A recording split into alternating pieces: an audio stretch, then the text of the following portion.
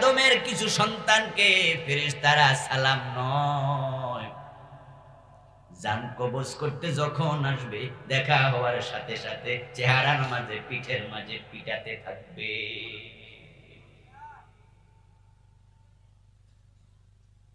ওয়ালাউ তারা إذ يتوفى الذين كفروا الملائكة يضربون وجوههم وأدبارهم ذوقوا عذاب الحريق। ও নবী, যারা কাফির, মুশরিক, ফাসিক, ফুজ্জার, মুনাফিক, জালেম, তাদেরকে ফেরেশতা জান কবজ করতে যখন আসবে, ইয়াদরিবুন, এসে তারা পিটাতে থাকবে। কারো কাছে এসে সালাম দেবে, আবার কারো সাথে দেখা হওয়ার সাথে সাথে পিটাতে শুরু করবে। ওজুহাহুম, চেহারার মাঝে পিটাবে। এর কারণ হলো মানুষ চেহারা দিয়া, মুখ দিয়া সবচেয়ে বেশি অন্যায় করে। হারাম খায় মুখ দিয়ে, মিথ্যা বলে মুখ দিয়ে, সবলখুরি করে মুখ দিয়ে, মানুষের ক্ষতি যত আছে অধিকাংশ করে মুখ দিয়ে, গীবত করে মুখ দিয়ে, আবার বড় বড় আলেমের বিরুদ্ধে আদালতে দাঁড়ায়া মিথ্যা সাক্ষীটাও দেয় মুখ দিয়ে।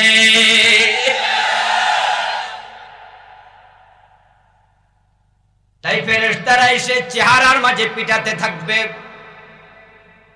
ইহশারুন নাস ইয়াউমাল কিয়ামাতি আলা সালাসাতি আসনাফ, সিনফান মুশাতা ওয়া সিনফান রুকবানা ওয়া সিনফান আলা উজুহিহিম।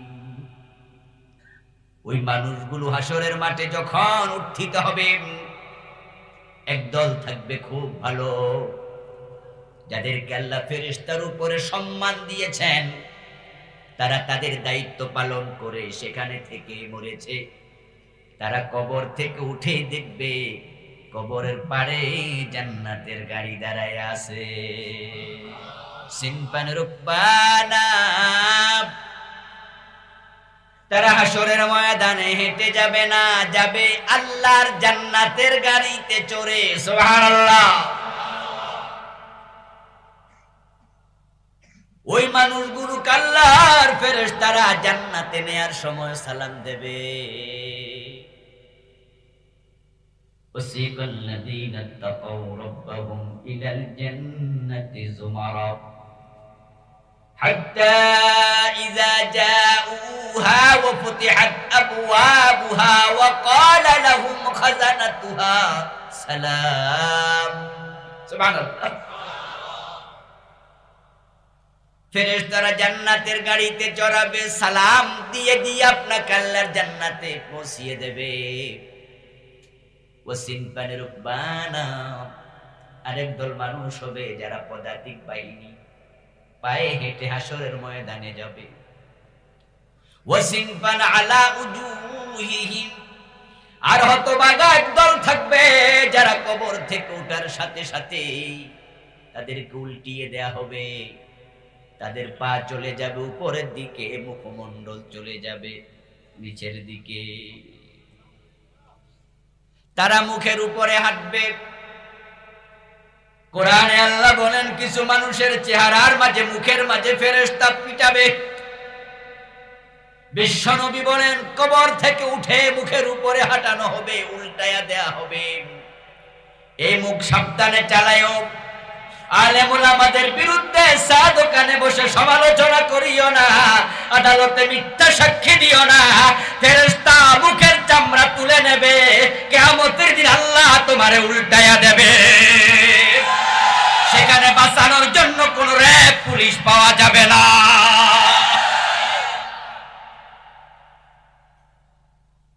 আল্লাহ পাক রব্বুল আলামিন কিছু মানুষকে ফেরেশতা দিয়া সালাম দেয়াবেন, কারণ তারা বড় সম্মানিত মানুষ।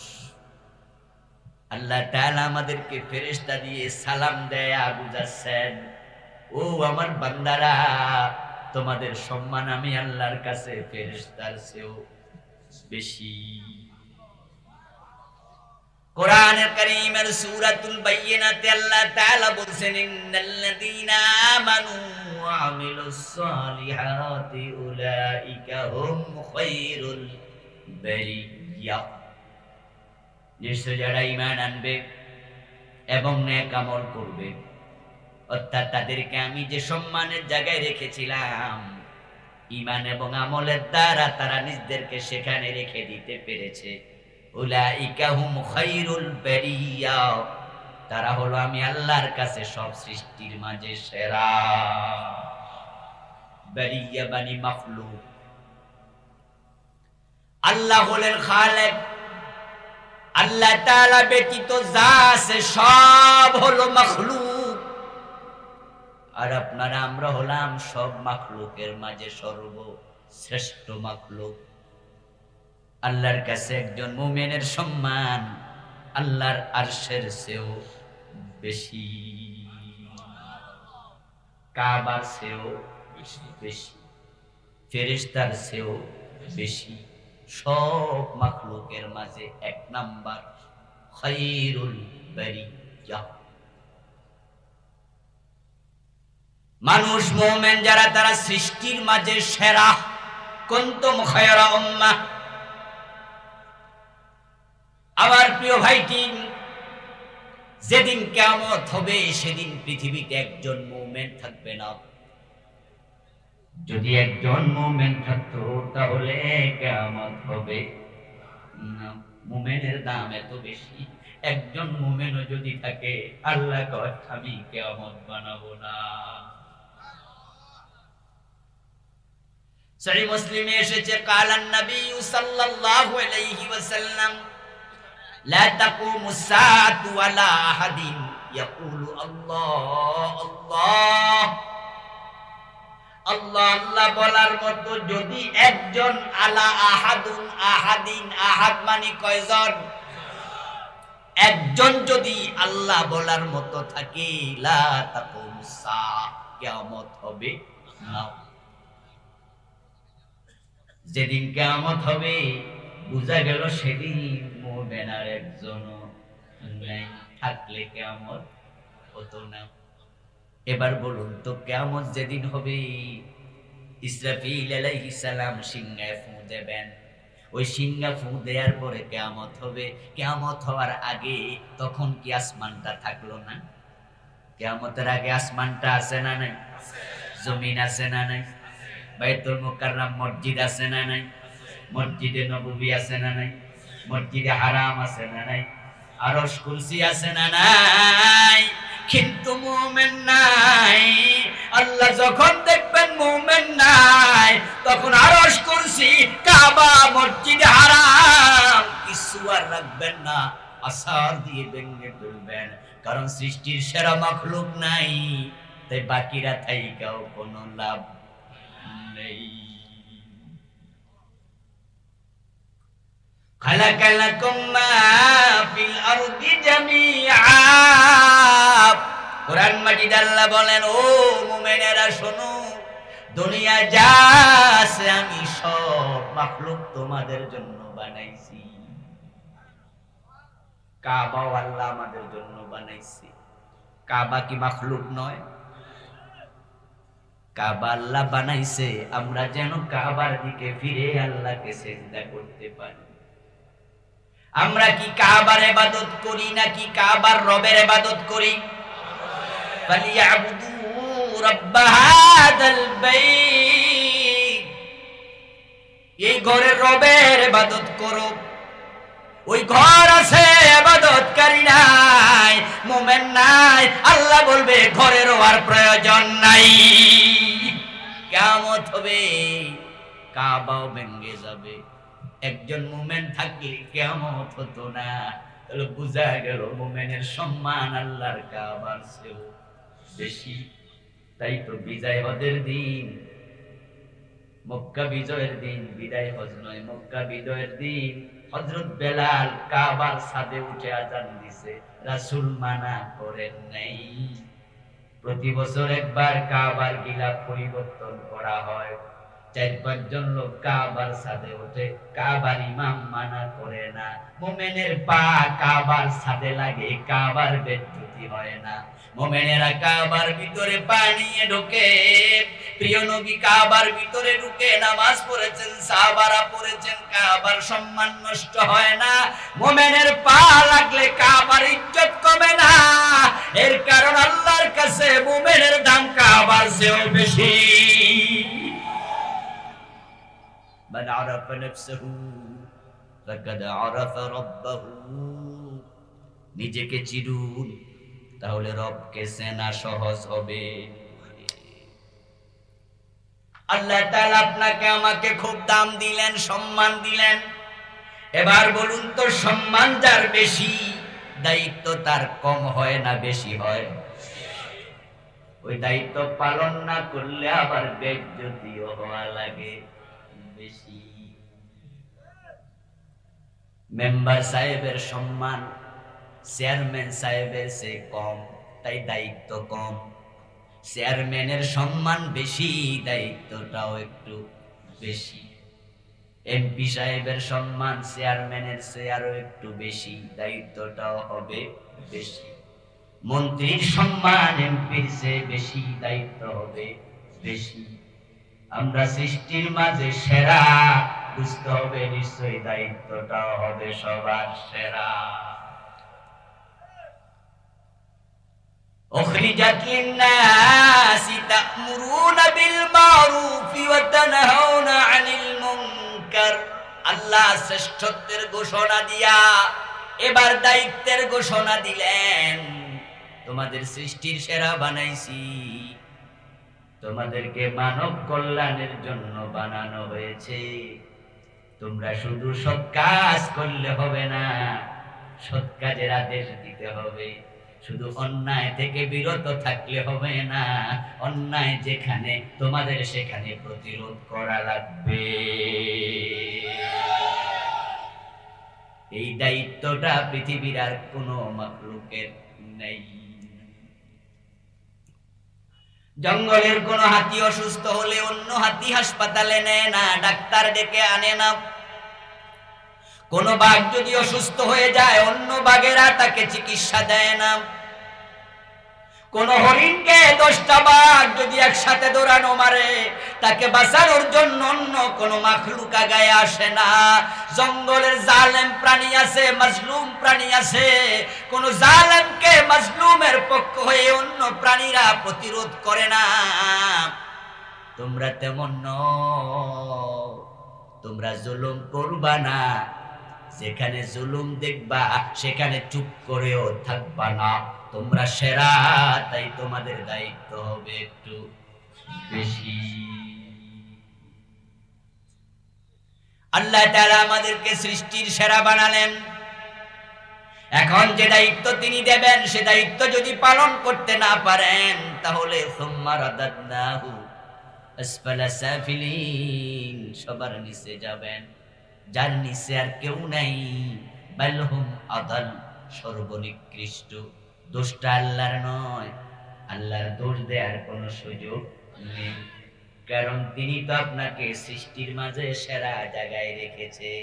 আর দুনিয়ার নিয়ম হলো সবার উপরে যে থাকে, পড়ে গেলে সে সবার নিচে যাবে।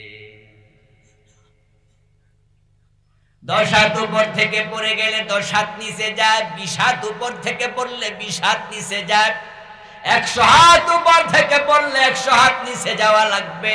আল্লাহ আপনাকে আমাকে রাখলেন সবার উপরে, যদি দায়িত্ব পালন না করেন যাওয়া লাগবে সবার নিচে। তাই বন্ধু, শ্রেষ্ঠত্বের সুসংবাদ শুনে লাভ নাই, দায়িত্ব পালনের জন্য সতর্ক হতেই হবে। কিন্তু পরিতাপ, সমাজের মাঝে এখন সৎ কাজের লোক পাওয়া যায়, এখনো আছে, কিন্তু আদেশকারী কমে গেছে। অসৎ কাজ করে না এমন লোক অনেক আছে, কিন্তু জালেমদেরকে বাধা দেওয়ার লোক পাওয়া যায় না। বরং হাজী সাহেব বলেন, গাজী বলেন, মাওলানা বলেন, মুন্সি বলেন, ইমাম বলেন, খতিব বলেন, বক্তা বলেন, শ্রোতা বলেন, সমাজে হাজারো অন্যায় অনাচার পাপাচার দেখে চুপ করে আছে। যদি ভালো মানুষগুলো প্রতিবাদ করার জন্য আমার কর্ণাটকের মুস্কানের মতো ঘুরে বিড়ালের মতো পালাতো।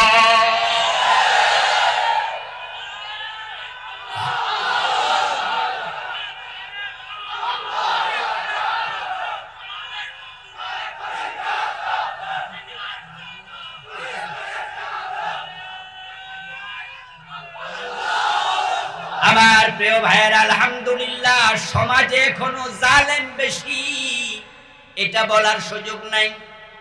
আপনি লক্ষ্য করবেন, আপনাদের পুরাই থানাতে যদি আপনি পুলিশ হেন, চোর পাবে কতজন? 10 জন, 20 জন, 50 জন, 100 জন, 200 জন, কিন্তু মানুষ তো আছে কয়েক লাখ, ঠিক না? ডাকাত পাবেন কজন? 2 জন, 4 জন, 10 জন, 20 জন, মানুষ তো কয়েক লাখ। মদ পানকারী কতজন পাবেন? 10 জন, 20 জন, 50 জন, মানুষ তো কয়েক লাখ। বিচার করতে যাইয়া ঘোষ খাইয়া বিচার উল্টায়া দেয় এমন আছে 10 জন, 20 জন, 50 জন, মানুষ তো কয়েক লাখ। জালেম অত্যাচারী পাবেন কয়েকজন, মানুষ তো আছে কয়েক লাখ। ওই জালেমদের কারণে, পাপাচারীদের কারণে পাপাচারের সয়লাভ হয় না, পাপাচারের সয়লাভ হয় ভালো মানুষের চুপ থাকার কারণে। জালেমরা চিরদিন দুর্বল, জালেমরা নিজের বিবেকের কাছেও দুর্বল। আপনারা দেখেছেন ভারতের মুস্কান কর্ণাটকে কয়েকশো যুবকের সামনে কিভাবে সাহসী ভূমিকা রেখেছে। জয় শ্রীরাম বলে হায়নার দল তাকে তেড়ে এসেছিল, কোন অপরাধ সে করে নাই। অপরাধ ছিল বোরকা পরে স্কুলে গিয়েছে, কলেজে গিয়েছে, তারা তেড়ে এসেছে জয় শ্রীরাম বলে, দৌড়ায়া দৌড়ায়া এসেছে। আমার বোনটি যদি সেদিন দৌড় দিত, তারা পিছন দিয়ে বোরকা টেনে ঠেসরাইতো, টানতো, আক্রমণ করত, কিন্তু না, যখন আল্লাহু আকবার বলে ঘুরে দাঁড়াইছে, জালেম গুলো থেমে গেছে।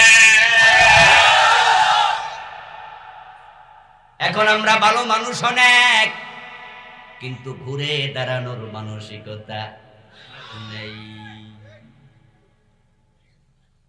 এক সময় মুসলমানদের অভ্যাস ছিল, চরিত্র ছিল, তাদের এক হাতে ছিল কোরআন আর এক হাতে ছিল তলোয়ার। তারা কোরআন দিয়ে চলতো, কোরআনের বাহিরে কেউ চললে সেটা সহ্য করত না, অন্যায় করত না, অন্যায়কে প্রশ্রয় দিত না। অন্যায়ের বিরুদ্ধে কথা বলতে গেলে তলোয়ার দরকার আছে না নাই? অন্যায়ের বিরুদ্ধে কথা বলতে গেলে প্রয়োজনে জিহাদে পর্যন্ত অবতীর্ণ হওয়া লাগে। অন্যায়ের বিরুদ্ধে কথা বললে অন্যায়কারী চুপ থাকবে না, তেড়ে আসবে, ধমক দেবে, হুমকি দেবে, মারতে আসবে। এজন্য তৎকালীন মুসলমান জান্নাত খুঁজতেন তলোয়ারের নিচে। হাদিস, আল জান্নাতু তাহতা জিলালিস সুয়ুফ। অন্যায়ের বিরুদ্ধে কথা বলবো, মাই খাইলে অসুবিধা নাই, রক্ত দিতে হবে, জীবন দিতে হবে, আর আমার আল্লাহ তোমার আমল দেখে তোমাকে জান্নাত দিয়ে দেবে। জান্নাত তলোয়ারের ছায়ার নিচে। কিন্তু আমরা এখন প্রতিবাদ ভুলে গেছি, অন্যায়ের বিরুদ্ধে কথা বলতে ভুলে গেছি। আমরা হিকমতের দোহাই দিয়ে হাজারো অন্যায় দেখেও মুখ বুজে সহ্য করছি, অথচ হক কথা বন্ধ করার নাম হিকমত নয়, বরং হিকমত হলো কৌশলে হক কথা প্রকাশ করার নাম। আসাকিতু আনিল হাক্কি শায়তানুন আখরাস। হক কথা না বলে চুপ থাকবা। তুমি যত বড় পীর হও, বুজুর্গ হও, মাওলানা হও, টুপিওয়ালা দাড়িওয়ালা হও, তোমাকে বোবা শয়তান হওয়া লাগবে। আমার প্রিয় ভাইয়ের, আল্লাহ তাআলা বললেন উখরিজাত লিন্নাস, তোমাদেরকে মানব কল্যাণের জন্য আমি বানাইছি। এখন মানব কল্যাণের কাজ কি? তা'মুরুনা বিল মা'রুফ, তোমরা সৎ কাজের আদেশ দেবে, ওয়া তানহাউনা আনিল মুনকার, অন্যায় কাজে প্রতিরোধ করবে। এটাই হলো মানবতার সবচেয়ে বড় কল্যাণের নাম। সৎ কাজে আদেশ দিলে মানুষ জান্নাতমুখী হবে, অসৎ কাজ থেকে বিরত রাখলে মানুষ জান্নাতমুখী হবে। সৎ কাজ করলে আমল বেড়ে যায়, অসৎ কাজে বাধা দিলে কবিরা গুনাহ কমে যায়। দুটা মিলে জান্নাত পাওয়া সহজ হয়ে যায়। একজন মানুষকে জান্নাতের পথ দেখানোর চেয়ে উপকার আর হতে পারে না। উখরিজাত লিন্নাস, মানবকে মানবতার কল্যাণের জন্য, উপকারের জন্যই তোমাদেরকে বানানো হয়েছে। যে ব্যক্তি সৎ কাজের আদেশ দেয় না, অসৎ কাজে বাধা দেয় না, বুঝতে হবে সে মানবতার কোনো উপকারে লাগে না।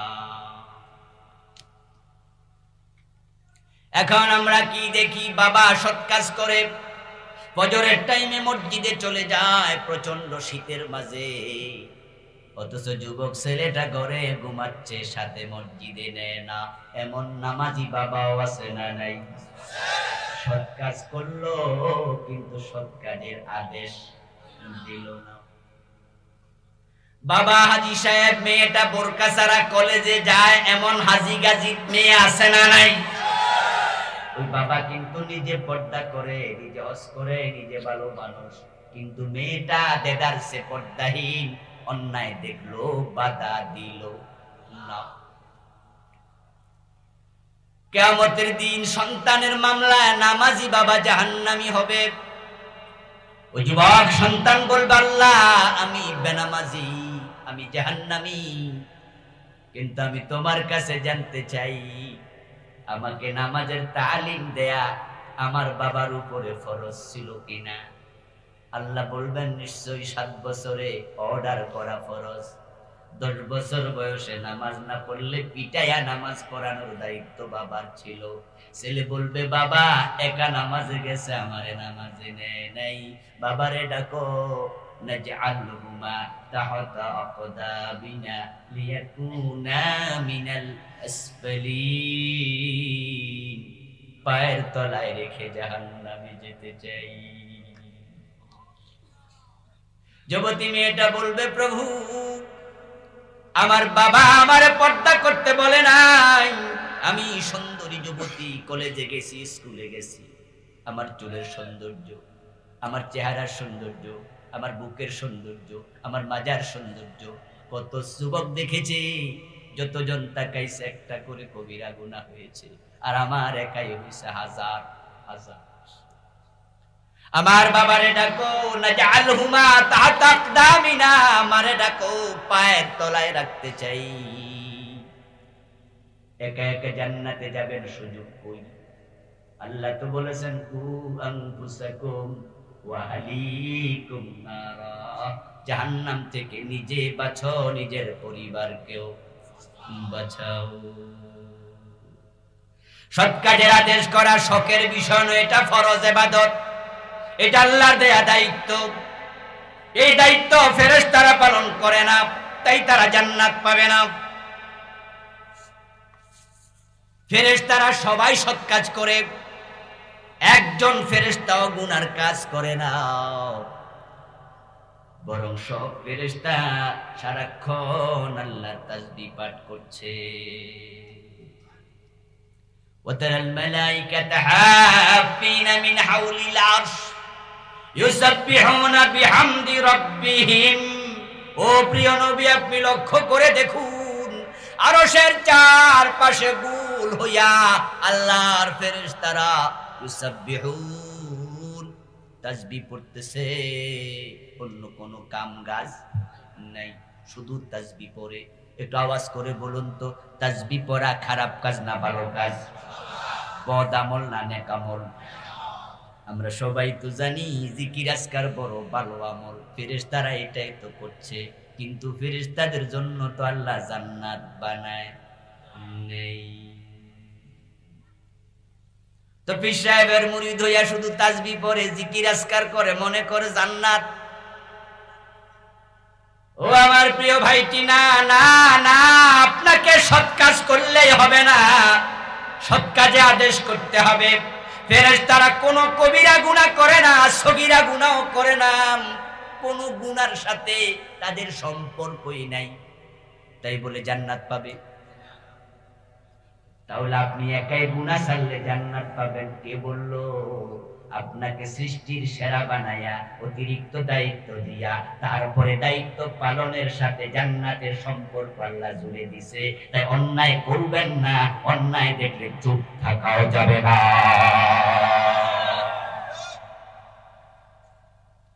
ফেরেশতারা তাসবিহ পড়ে গুনাহ করে না, তারা জান্নাত পাবে না। আল্লাহর অন্য মাখলুকের দিকে তাকান, কোন মাখলুক গুনার কাজ করে না। বাঘ, ভাল্লুক, পশু পাখি যা দেখেন আপনি সবাই তাসবিহ করছে। ওয়া ইন মিন শাইইন ইল্লা ইউসাব্বিহু বিহামদিহি ওয়ালাকিন লা তাফকাহুনা তাসবিহাহুম। কোন বাঘ কি মদ খাইছে? কোন হরিণ কি জুয়া খেলছে? কথা বলেন। কোন সিংহ সিনেমা হলে গেছে? কবিরা গুনাহ কয়দিন করছে? কিন্তু কপালে জান্নাত নাই। জান্নাত পেতে হলে শুধু সৎ কাজ করলে হবে না, অন্যায় ছাড়লেই হবে না। তা'মুরুনা বিল মা'রুফ ওয়া তানহাউনা আনিল মুনকার, এই দায়িত্বটা আদম থেকে হযরত ঈসা নবী মুহাম্মদ পর্যন্ত সব নবীর দায়িত্ব ছিল। এবার আপনাদের কাছে আমি জানতে চাই, বলুন তো প্রিয় ভাইয়েরা, কোন নবী কোন গুনাহ করছে? কথা বলুন, নবীদের আমলনামায় কি কবিরা গুনাহ আছে? নবীরা কি মাসুম নন? নবীরা গুনাহ নাই, নবীরা অন্যায় কাজ করে নাই। এবার বলুন তো, নামাজ, রোজা, হজ, যাকাত করছে কিনা? তারা ভালো কাজ করেছে, খারাপ কাজ করে নাই। একা একা ঘরে বসে বসে জান্নাত যদি পাওয়া যেত, নবীরা তো ভালো কাজের লোক, অন্যায় কাজের লোক না, তারা ঘরে বসে জান্নাত পাইতো, আর উম্মতের মাইর খাওয়ার প্রয়োজন ছিল না। মাইর খাইছে শুধুমাত্র একটা কারণে, অন্যায় কাজে বাধা দিছে, সৎ কাজের আদেশ দিছে।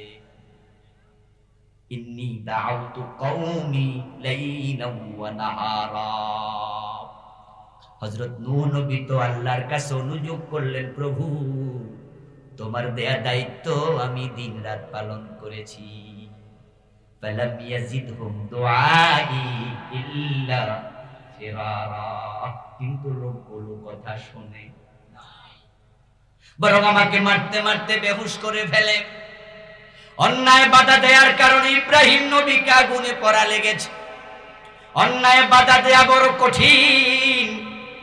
আপনাকে প্রয়োজনে ইব্রাহিমের মতো আগুনে পোড়ার হিম্মত লাগবে, নূহ নবীর মতো মাইর খাওয়ার হিম্মত লাগবে, মুহাম্মদ নবীর মতো দাঁত দেওয়ার হিম্মত লাগবে, আমির হামজার মতো প্রয়োজনে কলিজা দিতে হবে। অন্যায় বাধা দিতে তারাই পারবে যারা হযরত হুসাইনের মতো আল্লাহর রাস্তায় কল্লা দেওয়ার মতো সাহস রাখে।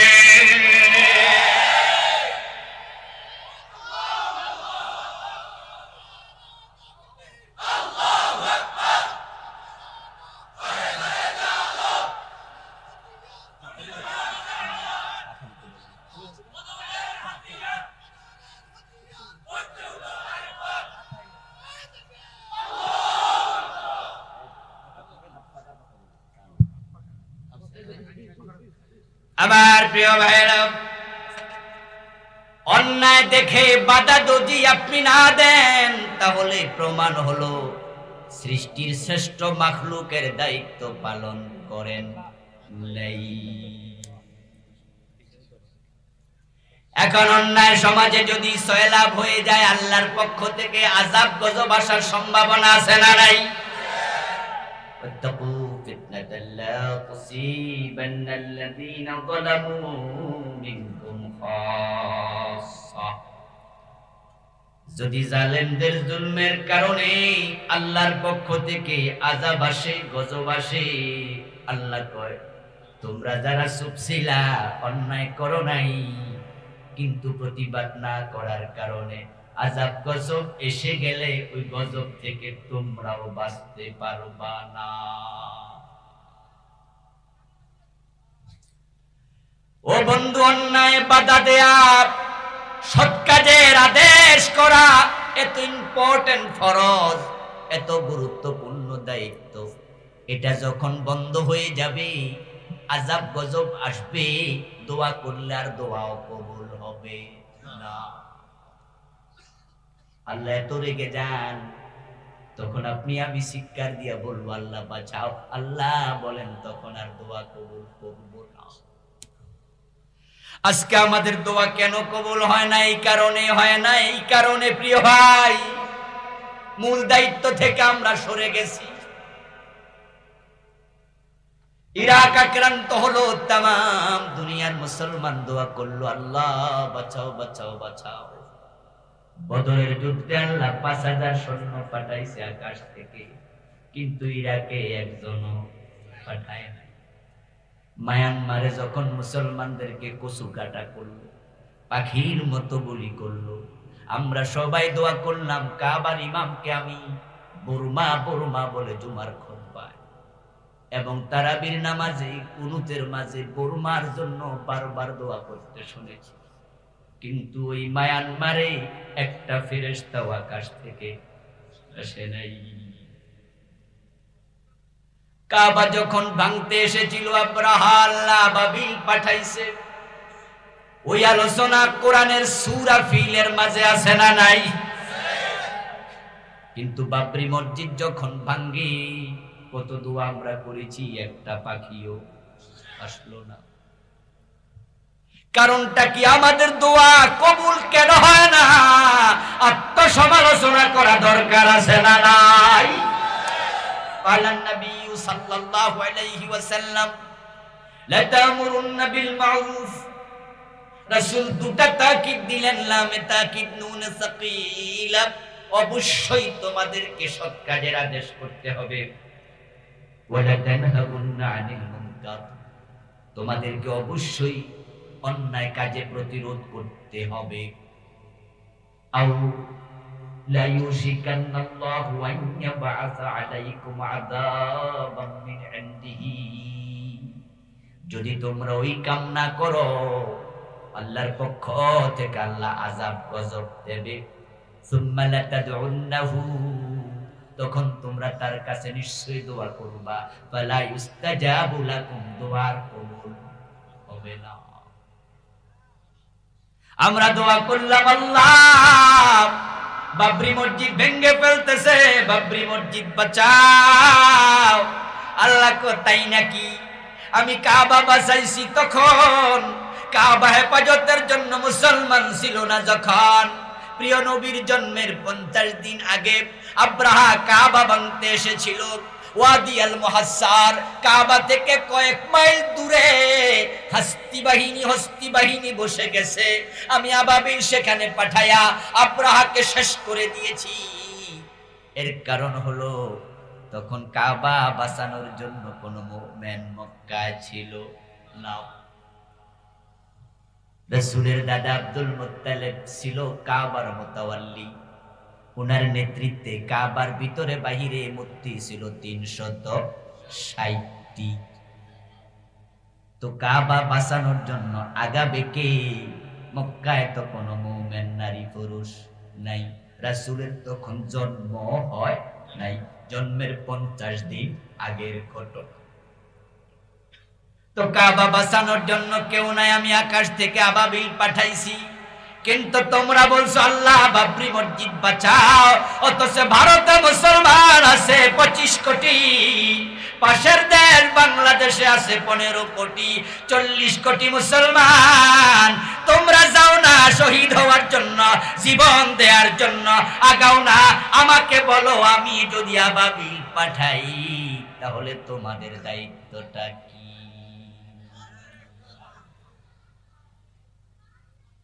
মায়ানমারে মুসলমান মারে, আমরা মুসলমানেরা বলি আল্লাহ মায়ানমার বাঁচাও বাঁচাও। বাংলাদেশ সৈন্য পাঠায় না, পাকিস্তান সৈন্য পাঠায় না, তুরস্ক সৈন্য পাঠায় না, সৌদি আরব পাঠায় না, কাতার পাঠায় না, দুবাই পাঠায় না। 65টা মুসলিম রাষ্ট্র, 57টা ওআইসির সদস্য, কেউ সৈন্য পাঠায় না। সবাই বলে আল্লাহ বাঁচাও। আল্লাহ কে না না না, ইন তানসুরুল্লাহ ইয়ানসুরকুম, তোমরা যদি আগায়া যাইতা আমার নবী মুহাম্মদের মতো বদর পর্যন্ত যাইয়া দোয়া করতা, 5000 ফেরেশতা পাঠাইছি, আগে তোমাদের আগাতে হবে, না হয় দোয়া কবুল হবে না।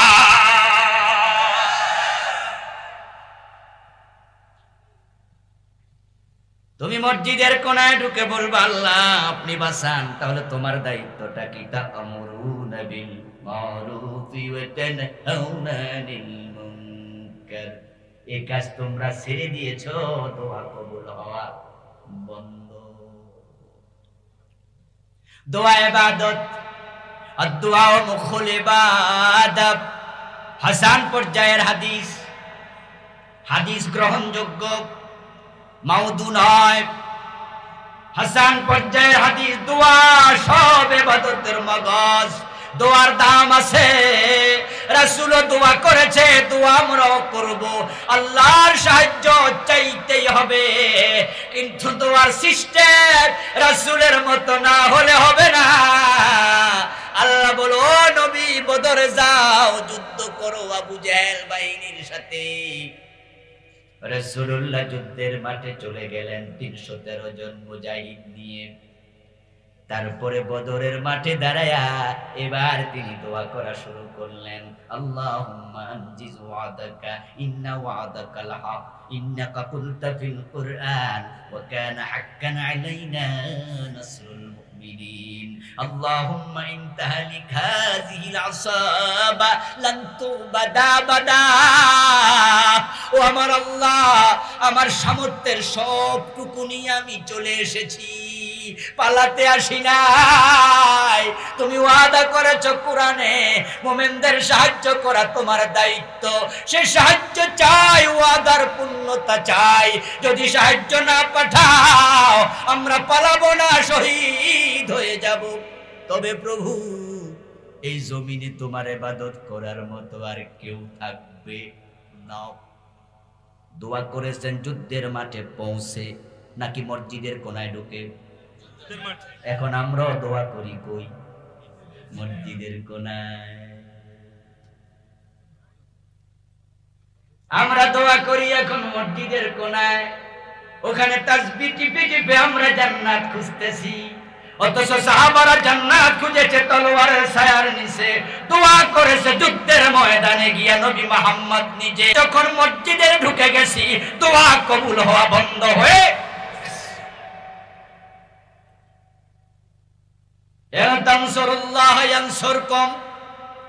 তোমরা আল্লাহকে সাহায্য করার জন্য আগাও, আল্লাহ তোমাদের সাহায্যের জন্য আগাবে। আগে বিয়ে করো, তারপরে সন্তানের জন্য দোয়া করো। বিয়ে না কইরা আল্লাহ আমারে ছেলে দেন, মাইয়া দেন, আল্লাহ কই দিতাম না কই? এখন আল্লাহ কাবা বাস বাবরি মসজিদ বাসাও, আল্লাহ কই জিনা সব আমি করলে তোমাদের খলিফা বানাইছি কেন? দায়িত্ব পালন করবা না, সেরা জায়গায় থাকতে পারবা না। সুম্মা রাদাদনাহু আসফালা সাফিলিন। সৎ কাজে আদেশ করা, অন্যায় দেখে নিষেধ করা, এটা ফরজ। আমরা অনেকে দায়িত্ব গ্যাপ করি, গাফলতি করি। আমি বলি অন্যায় তো আমি করি না, ভুইয়া সাহেব করে, আমার কি?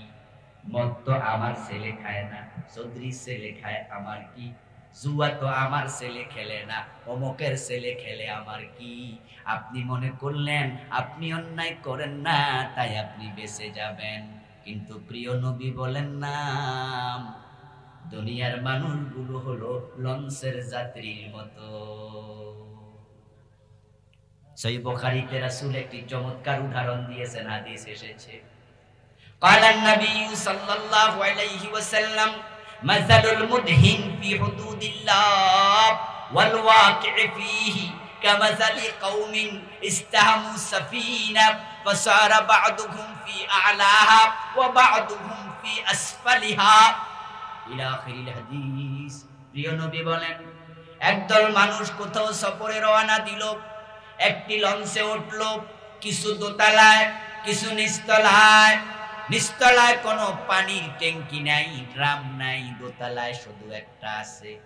নিচতলার লোকেরা মাঝে মাঝে দোতলায় পানির জন্য যায়, তখন দোতলার লোকেরা কষ্ট অনুভব করে, মাঝে মাঝে চোখ লাল করে, একটু ধমকও দেয়, এই মিয়া এতবার আসো কেন?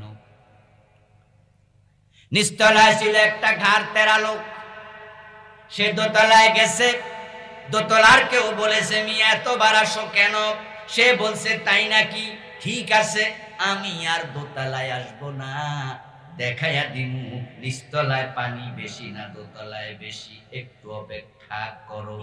প্রিয় নবী বলেন ফাখাযা ফাসান ওয়াজআলা ইয়ানকুরু ফি আসফালিহা, সে করতে একটা কুড়াল টোকাইয়া আনছে, কুড়াল লইয়া এবার নিচতলায় কোপানো শুরু করছে।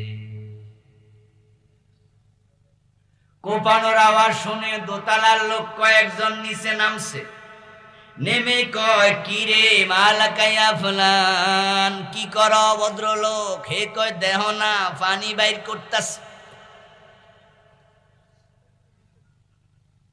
ফালা বুদ্দা লি মিনাল মা ফাতাযাইতুম বি, আমি তোমাদের কাছে গেলে তোমরা কষ্ট পাও, বিরক্ত হও, তাই আর যামু না, অথচ আমার তো পানি লাগবে তাই ছিদ্র করছি, পানি উঠুক আর যামু না দোতলা। প্রিয় নবী বলেন দোতলার লোকেরা যদি এবার বলতো নিচতলায় ছিদ্র হলে আমার কি, আমরা তো আর ছিদ্র করি না, বেড়ার জায়গা বেড়া ছিদ্র করো, তাহলে উপায় থাকবে তো না।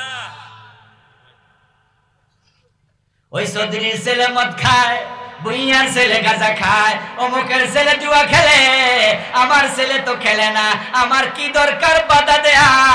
অপেক্ষা করো কয়দিন পরে মদ খাইয়া তোমার নিজের মেয়েটাকে দর্শন করবে,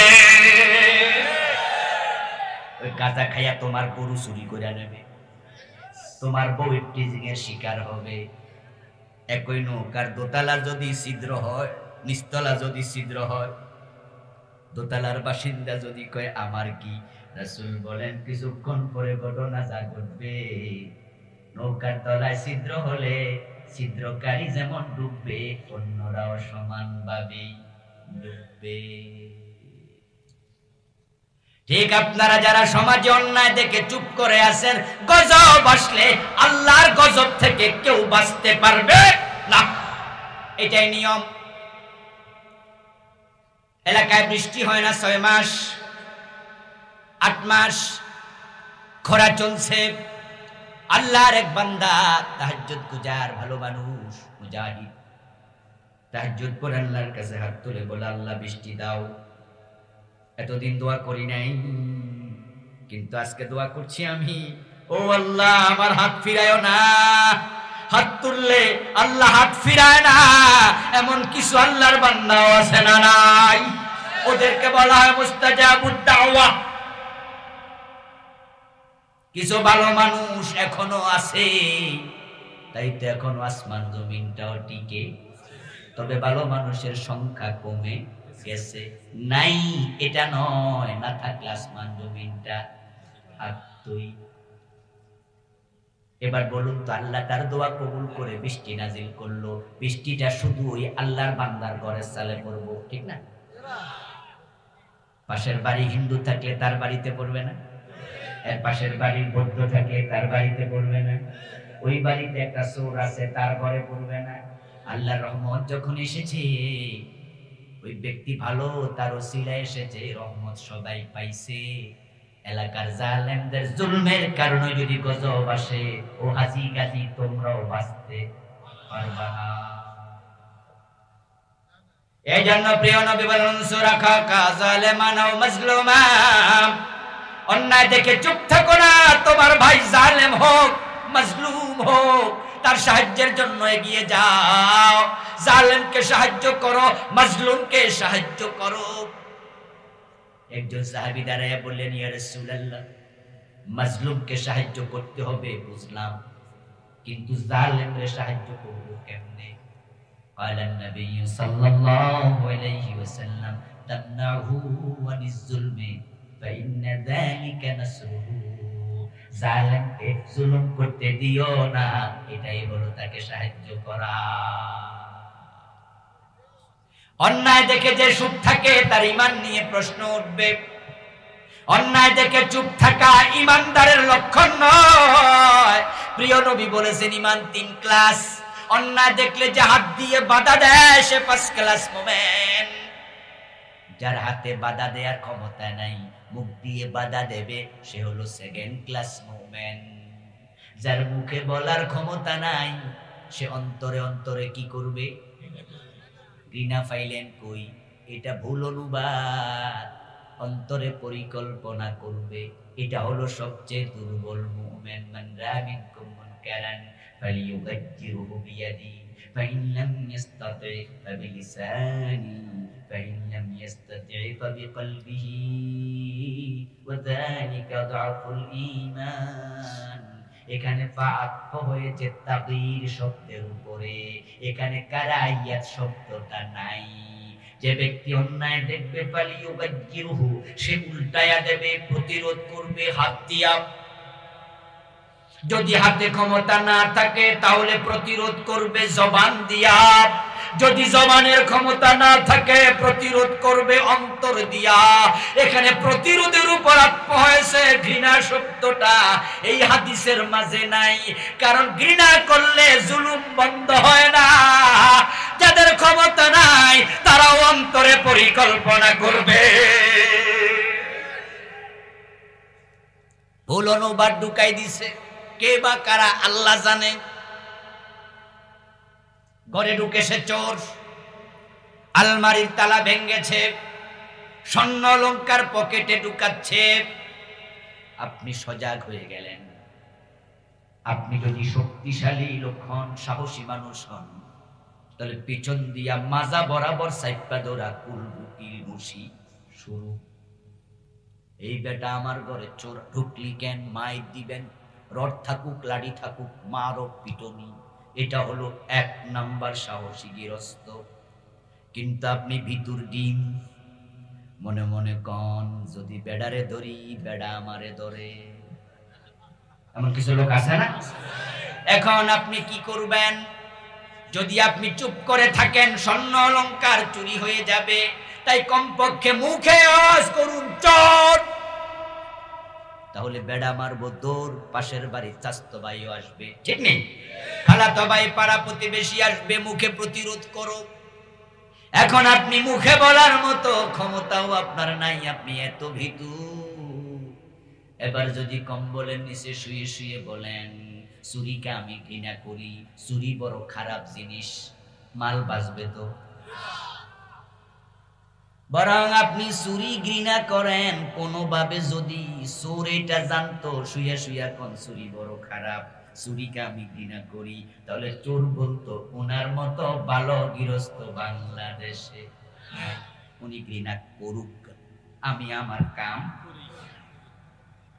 আপনাদের কাছে আমি জানতে চাই, অন্তরে অন্তরে পরিকল্পনা করবেন নাকি ঘৃণা করবেন? বরং আপনি মনে মনে ভাববেন, হায় রে রড্ডা জানি কই আছে।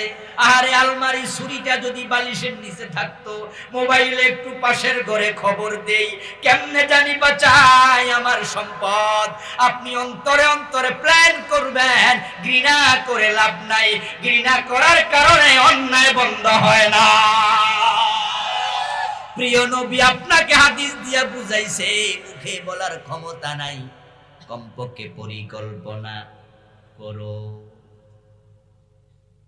এখন যে পরিকল্পনা করবে যালিকা দাফুল ঈমান, সে হলো ঈমানের দিক থেকে সর্বদুর্বল, সবচেয়ে কমজোর ঈমানদার। এখন তার অন্তরে অন্যায় দেখে প্রতিরোধের পরিকল্পনাও নাই। 3rd ক্লাসের পরে আর কোন ক্লাস নাই।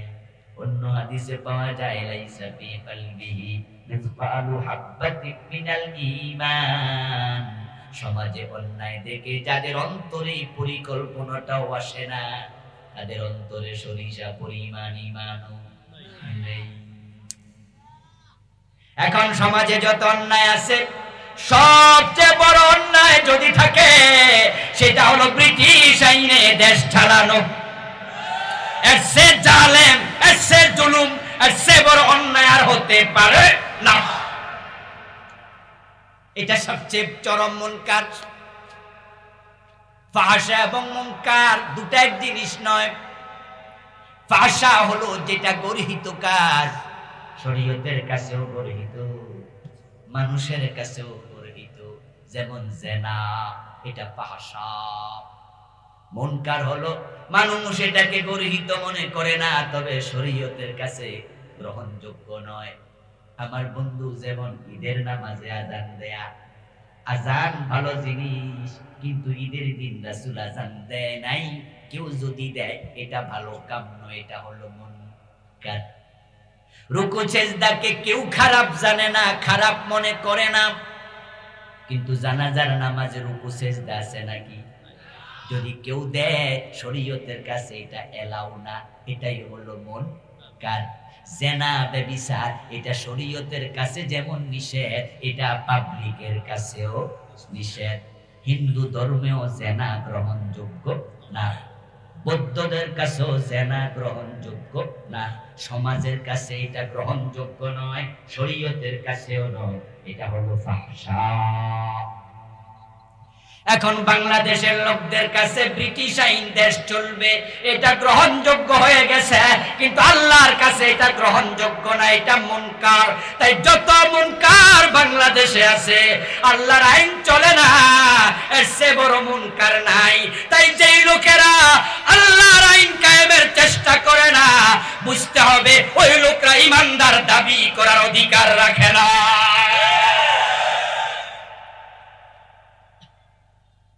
তাই আল্লাহর জমিন আল্লাহর আইন কায়েমের জন্য চেষ্টা করতে হবে।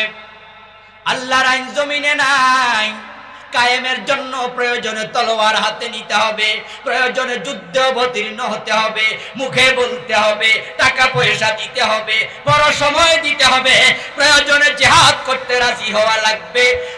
সময় যেভাবে আসবে সময়ের আলোকে সিদ্ধান্ত নিতে হবে।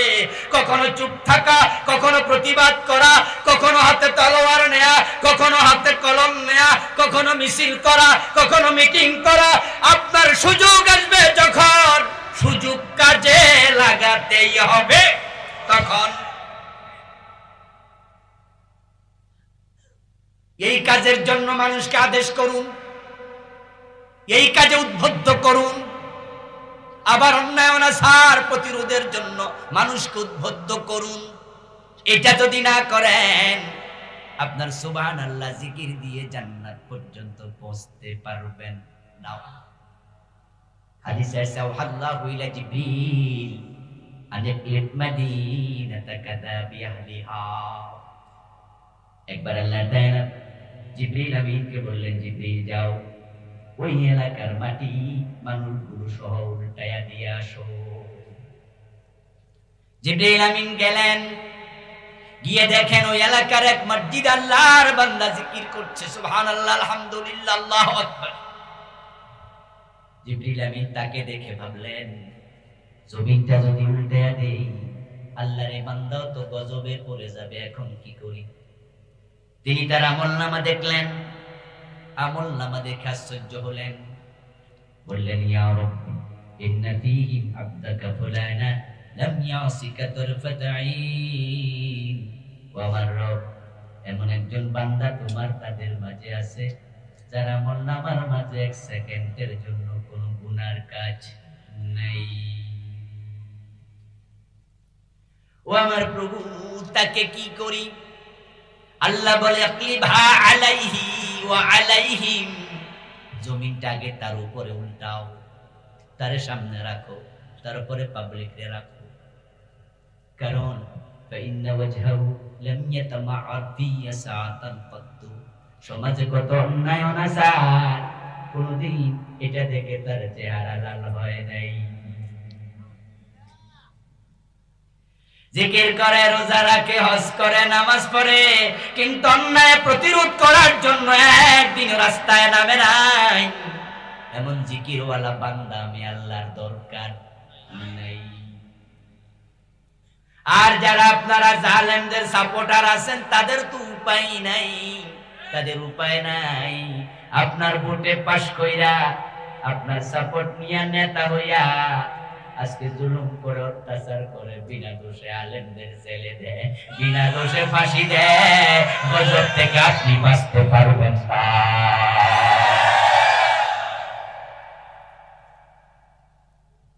আপনি চুরি করেন না, ডাকাতি করেন না, খুন করেন না, কিন্তু আপনার নেতা খুন করে আপনার ভোটে পাশ করছে, আপনার জিন্দাবাদের সামনে আগাইছে।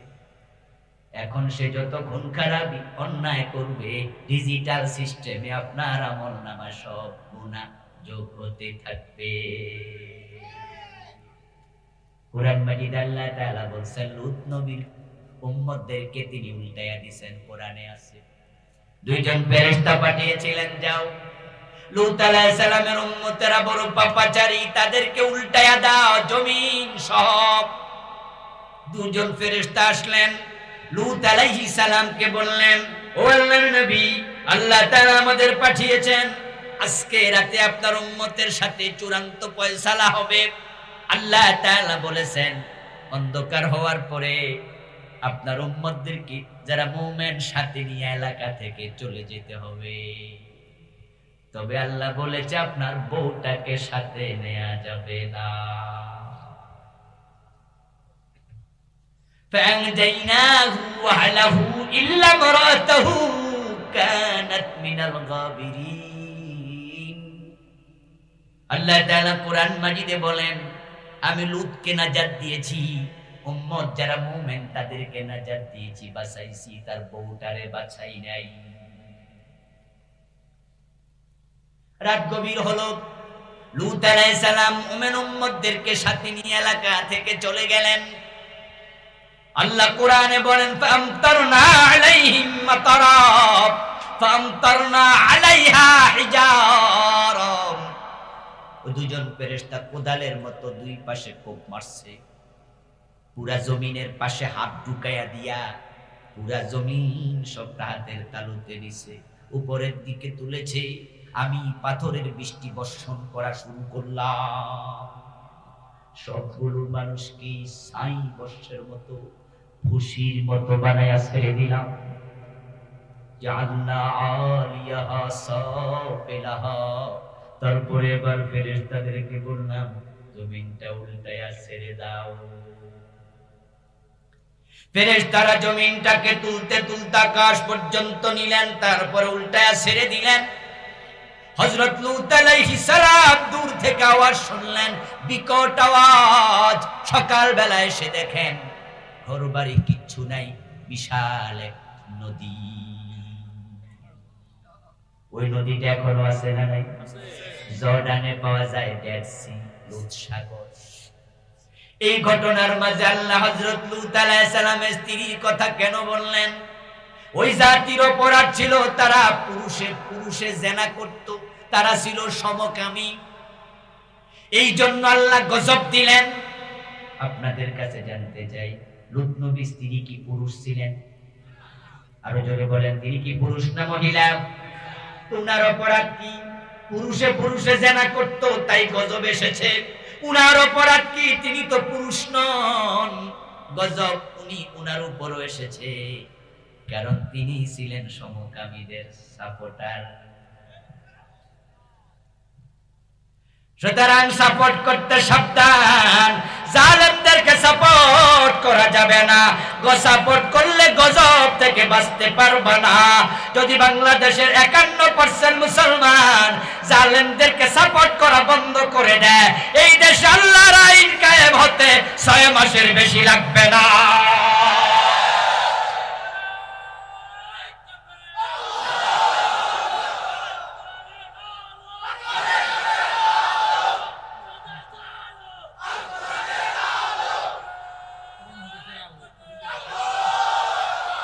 আমার বন্ধু, সৎ কাজের আদেশ, অসৎ কাজের নিষেধ, এটা শখের কোনো বিষয় নয়, এটা মুমিনের জন্য ম্যান্ডেটরি। এই দায়িত্ব পালন করা নফল না ফরজ। এই ফরজ কাজ আমাদের করতেই হবে। আল্লাহ তাআলার কাছে তৌফিক কামনা করে শেষ করছি, বলুন আমিন।